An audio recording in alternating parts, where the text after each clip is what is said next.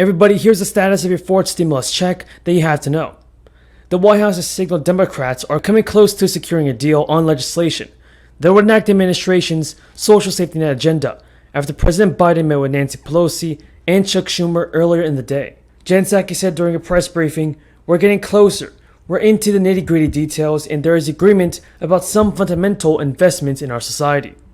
According to Psaki, Biden would prefer to get a deal before he leaves for an overseas trip next week, and that he will continue making calls over weekend with members of Congress.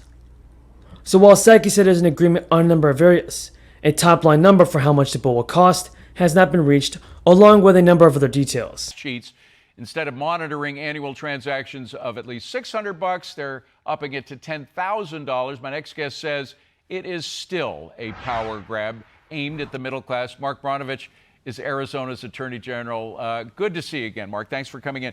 The problem is it is still aimed at the middle class. There's the organization, the Joint Committee on Taxation, which is a nonpartisan organization, has looked at the numbers, squeezed the numbers, and found that 40 to 57% of the people affected by this are those making $50,000 or less. That is smack in the middle class, is it not? It absolutely is. And I tell you, David, you can put lipstick on a pig, but it's still a pig.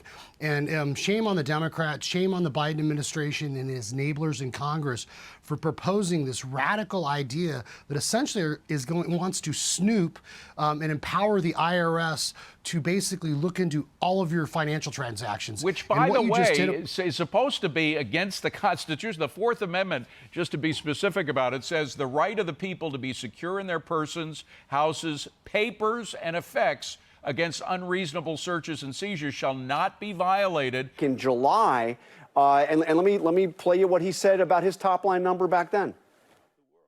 But what's your bottom line? The question is, this is over $1 trillion. The bottom line. Bernie Sanders wants 6 more trillion. Here's what are you? How far are you willing to go? I want to make sure we pay for it. I do not want to add more debt on. So if that's 1 trillion or 1.5 or 2 trillion, whatever that comes out to be over a 10-year period, that's what I would be voting for.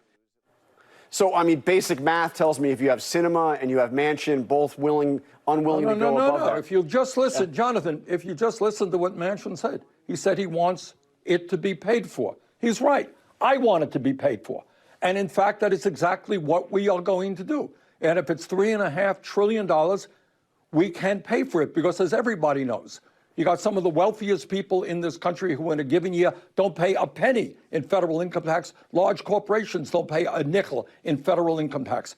So if he helped create 200,000 jobs, drove unemployment down in every city and county in Virginia, not just in the sections of Northern Virginia that were getting tech jobs, etc. Every county, every city in Virginia, he was working to make sure the people got opportunity. Every single one. So when Terry tells you he's going to help Virginia rebuild a stronger economy that creates good jobs, when he says that he's going to invest in education and workers, when he says he's going to help families from everywhere get ahead. Good, I'm good. So you want me to have it? Okay. I don't know if I have this or not. I can see you all better. Oh, hello, everyone. Mr. President, Madam Vice President, all the friends of democracy, justice, love, and hope who are here today. And thank you, President Harry Johnson, for your kind introduction. To you and Chairman Guy Vickers, thank you for bringing us together for this beautiful event in your organization's stewardship of these tributes to Dr. King. Let's hear it for Harry Johnson and Guy Vickers. That's an applause line. It's always a thrill. I'm sure I can speak for everyone here. It's always a thrill to return to MLK Memorial and to do so today as we celebrate 10 years since the dedication, when we were joined by President Barack Obama and our former colleague, the beloved Congressman John Lewis. On that day, John Lewis said this. He referred to the monument as a monument to peace, to love, and to nonviolent resistance on the front yard of America to symbolize the cornerstone of our true democracy. Dr. King's presence on the front yard of America with Presidents Washington, Presidents Lincoln, Presidents Jefferson, well, his presence, while not a president, has brought luster to the front lawn, has brought justice to the front lawn, and has brought many, many more children to the front lawn of America. Today, it is a privilege, I know, for all of us to return to the mall with so many who are here for that dedication, so many who played a role in the idea and then the fulfillment of that idea of this monument. When asked about the size and specifics of the bill, Pelosi did not specify a top-line figure, but said it's exciting because whatever it is, it's going to be bigger than anything we've ever done for the American people.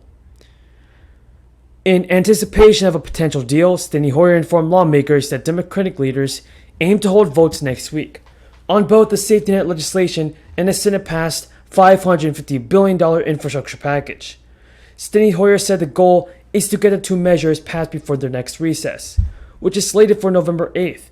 Democratic leaders also want to pass the bills before Biden leaves for its trip to Europe at the end of the month.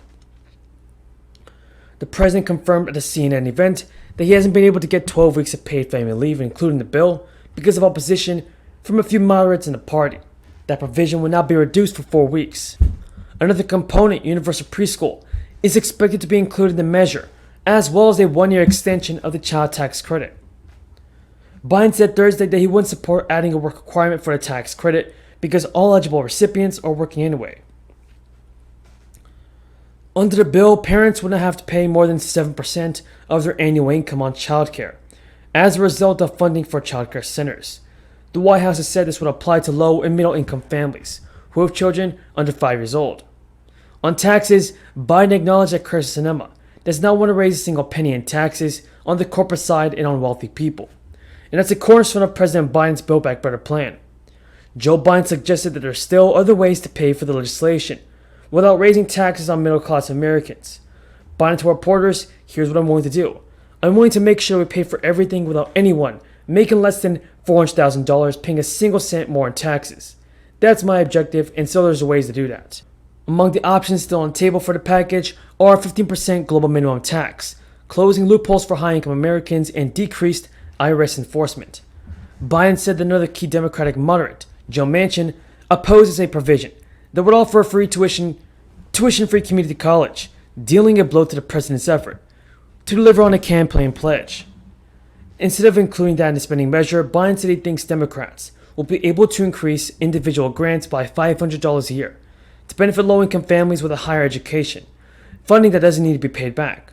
Ultimately, Biden said at the event that he believes Democrats are close to getting a deal on the framework of the package, which has created divisions between centrists and progressives.